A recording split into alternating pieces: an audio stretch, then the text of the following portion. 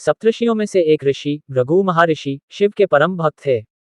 एक दिन भृगु हमेशा की तरह सुबह जल्दी आए और वे शिव की प्रदक्षिणा करना चाहते थे।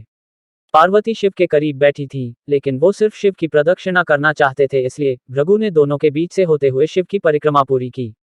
माँ पार्वती को पसंद नहीं आया। तब शिव जी ने कहा, थोड़ा और समीप आ जाओ, वो परिक्रमा करेगा। पार्वती और समीप आ गईं।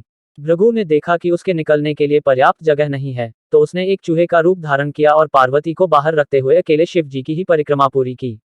पार्वती क्रोधित हो गईं, तो शिव ने उन्हें अपनी जंघा पर बैठा लिया।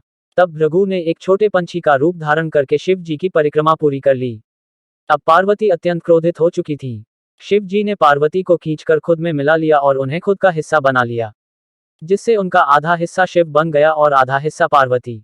वे अर्धनारीश्वर बन गए। भृगु ने यह देखा और खुद को एक मधुमक्खी के रूप में बना लिया और उनकी दाहिनी टांग का चक्कर लगा दिया।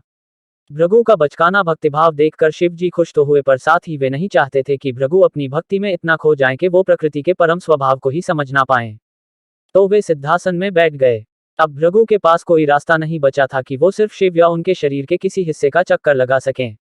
अगर उन्हें अब परिक्रमा करनी थी, तो दोनों सिद्धांतों, स्त्रीण और पौरुष दोनों की ही करनी पड़ेगी। हमारे शरीर में स्त्री और पुरुष दोनों ही भाव होते हैं।